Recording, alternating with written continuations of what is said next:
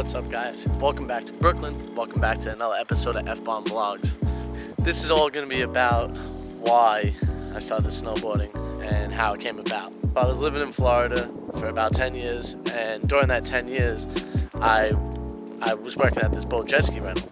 And while I was there, a couple of guys and I, one of them had a wakeboard, so we started wakeboarding. And after work every day, we would either take out a boat or a jet ski, and we would tow each other behind the boat or jet ski, and we'd go wakeboarding. So I would come back here every summer, back to Brooklyn to come visit my family.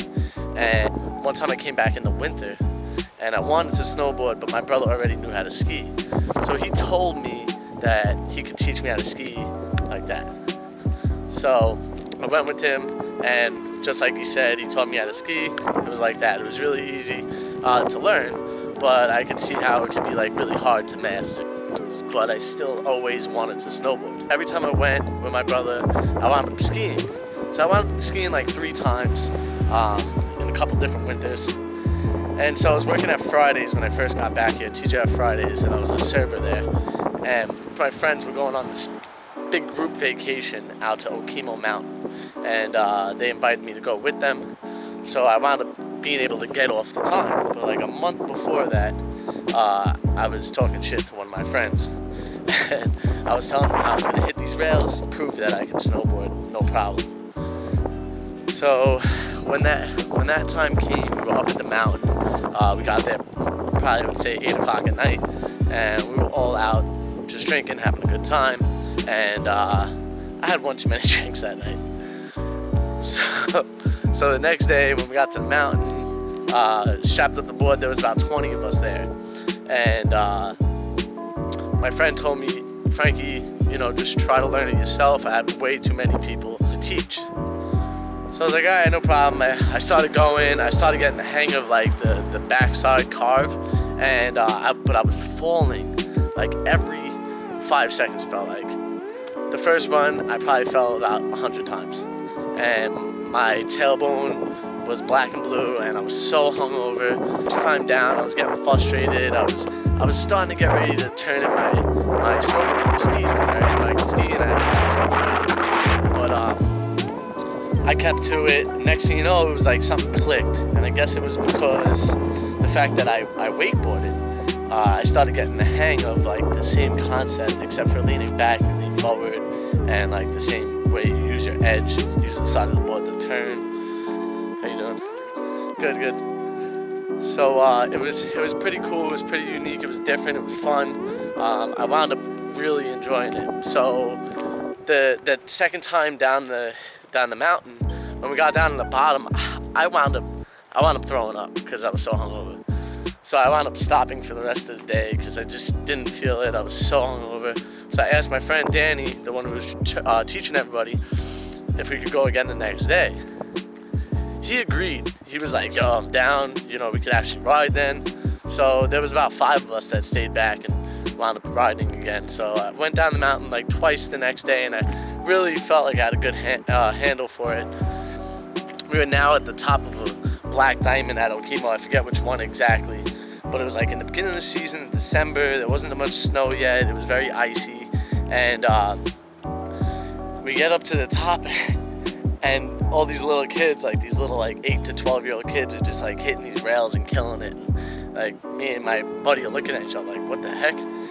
So he winds up telling me, yo, you talked all that crap, it's time to go.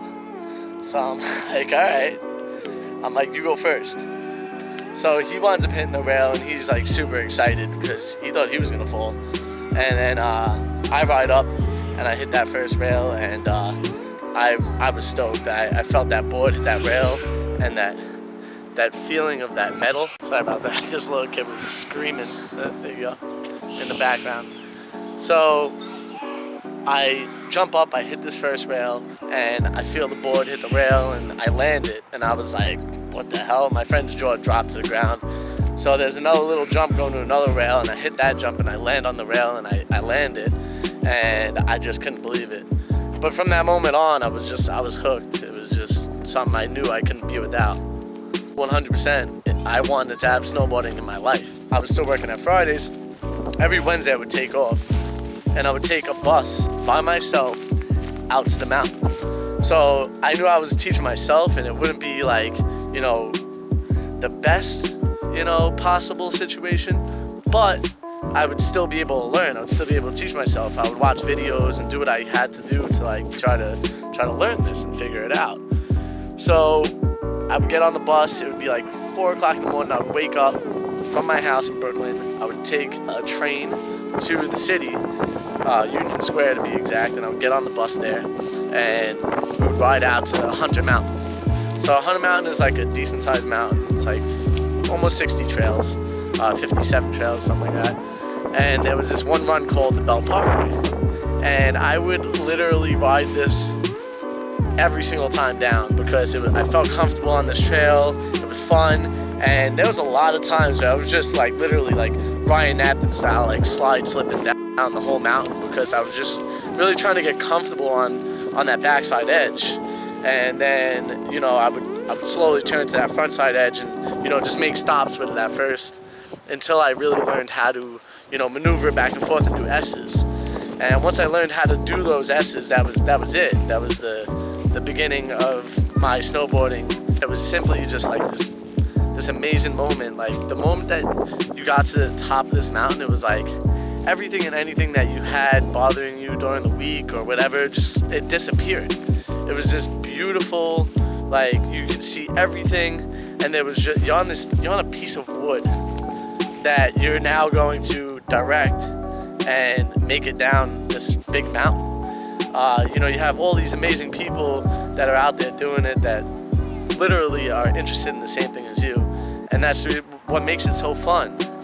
You know, you go down to the bar, have a drink. If not, you go drink some water, have something to eat, and you conversate with people while you're out there. And it's just this beautiful, fun vibe and environment. So I mean, I would really recommend for you to try it. But don't think that like the first day you go, you're gonna get it, because 90% of the people do not get it the very first time. It's not easy. It's something that you're gonna fall 100 times, you know, 300 times. You still fall even when you get really good. I mean, I took a fall the other day, as you can see in my last video, the hardest fall of my life. But the whole thing is about getting back up and doing it again and working through those fears and getting past that fear. Once you get past that fear, you can accomplish anything. Like literally anything in life you can accomplish. So don't ever give up. You know, keep trying really hard. But at the end of the day, it's really just a message to you guys saying never give up. Find what you're passionate about and do it. That's what I did. That's what snowboarding is to me. That's the reason why I record these videos.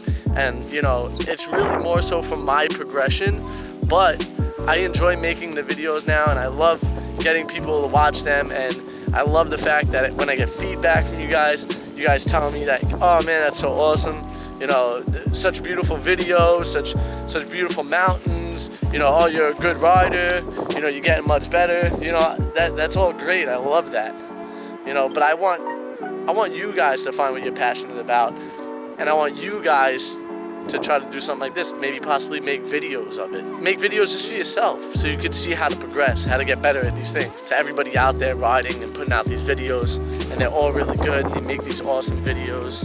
You know, you can check out their pages. I have them all on my featured channels. You have Jonathan Buckhouse, you have David Jones, you have Matt Maniaci, you have Casey Willax.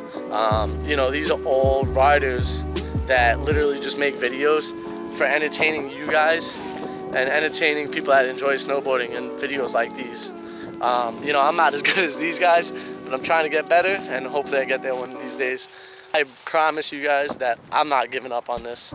I'm not giving up on making these videos, but I will give you guys like a breakdown of all my equipment that I have and what I went through, like some websites that I went through to like do some research and actually figure out what type of board I want to get, what type of board I wanted to ride, and how my riding is, and that which makes that board specifically good for me, and so on and so forth.